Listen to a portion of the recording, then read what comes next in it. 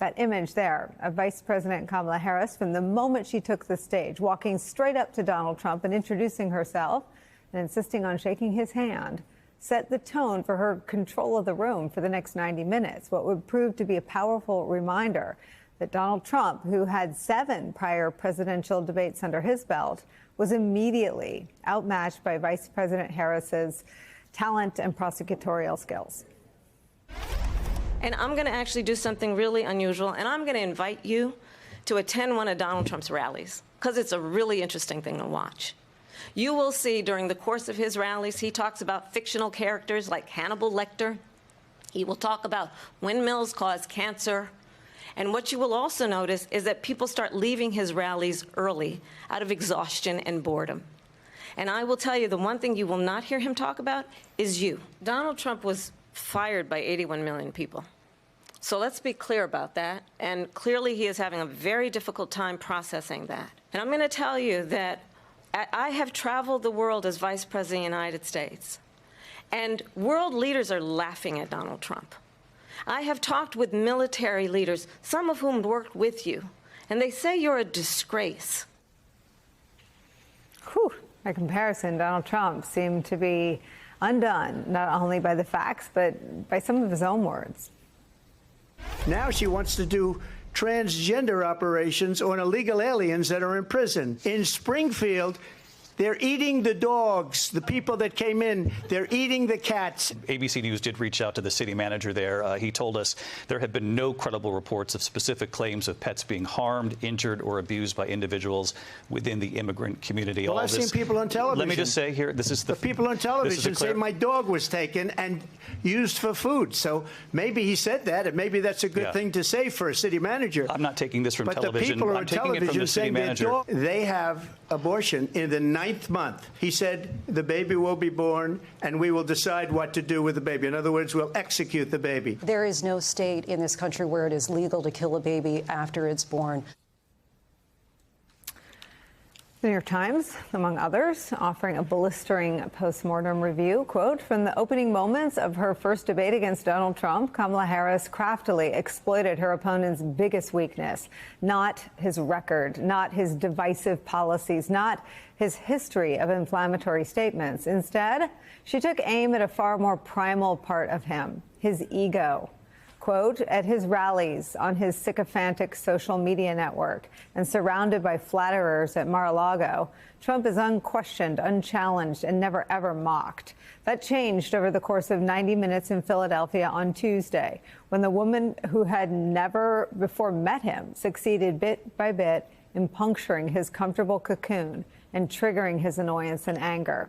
Today, less than 12 hours after they walked off the debate stage, Vice President Kamala Harris and Donald Trump met again under very different, very solemn circumstances. This time it was at Ground Zero here in New York City, shaking hands again before a memorial service marking the 23rd anniversary of the terrorist attacks on September 11th. Remember, these are two people who until last night had never met because Donald Trump upended the peaceful transfer of power and refused to attend President Joe Biden and Vice President Kamala Harris's inauguration. And now, in less than 24 hours, they've come face to face twice.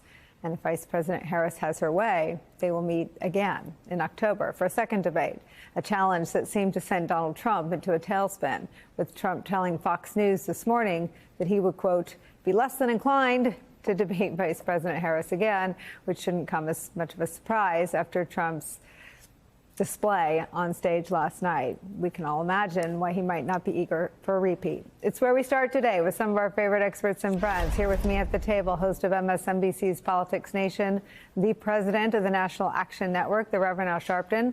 Also joining us, former RNC spokesman, host of the Bulwark podcast, Tim Miller's here. Sarah Longwell will join us in a couple of minutes. Rev, your thoughts now that we're at about 20 hours post. I think that Kamala Harris, the vice president, did a masterful job.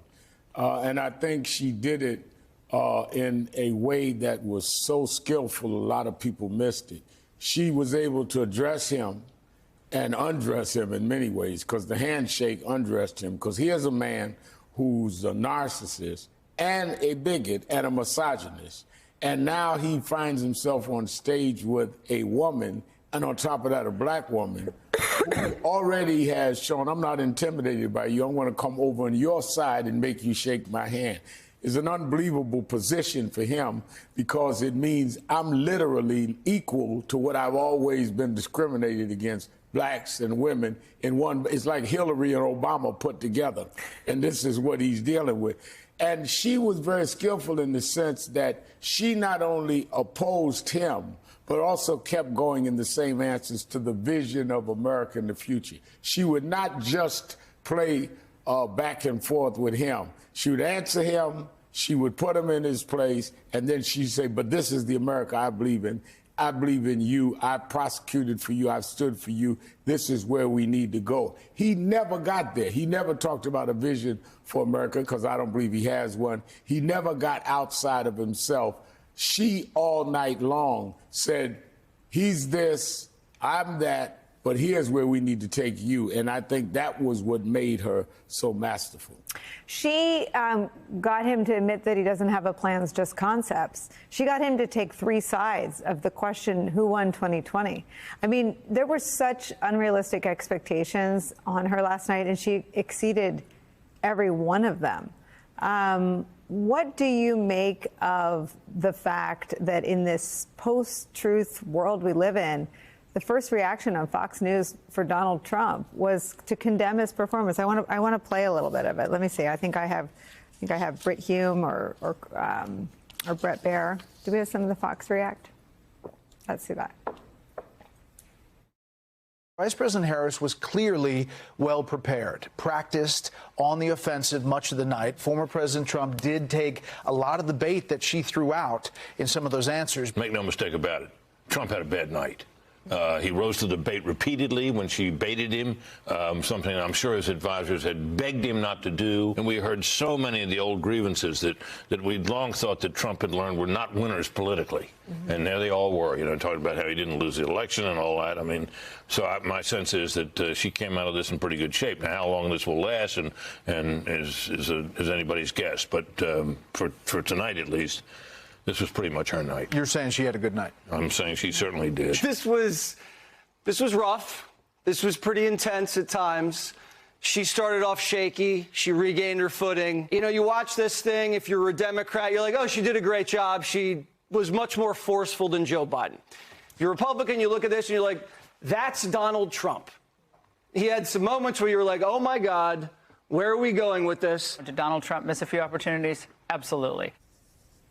I mean, the bar is so low, but that counts as like a major truth-telling moment for Fox News, right? No, it was a major truth-telling moment, and the reality is that for you to admit the obvious, for us to have to classify it as an amazing moment shows you how it's news that they actually told the truth for a minute. I mean, how do you rationalize a man standing up there in public on national television saying that Haitians are eating cats and dogs? And the objective moderator said, we talked to the city manager who said there is no reports of any of that. I saw it on television. This man was president of the United States and asking to be president again. I mean, this is stuff you get from kids coming home from kindergarten that have read a bad comic book. And Tim, I played that Fox sound because this is a performance by both of them from which neither can run or hide, right? Yes. If you watched Kamala Harris on Fox News and you thought she was pretty good, but let's see if I can obtain a permission structure from the anchors there to continue to not believe my eyes and ears, it wasn't available last night. And if you were on the fence, all 8 of you, you can trust that what you saw is what everybody saw. It feels like an important watershed moment in American politics.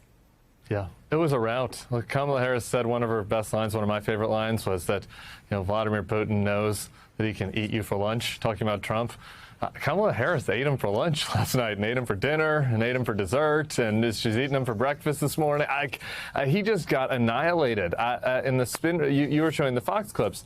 In the spin room last night, I was in Philly, and I was walking around because unfortunately I know some of these people, the surrogates that were there for Trump, and talking to them. And I asked one question to several of them over and over. What do you think was his best moment Like, what do you think was the best answer that he gave last night?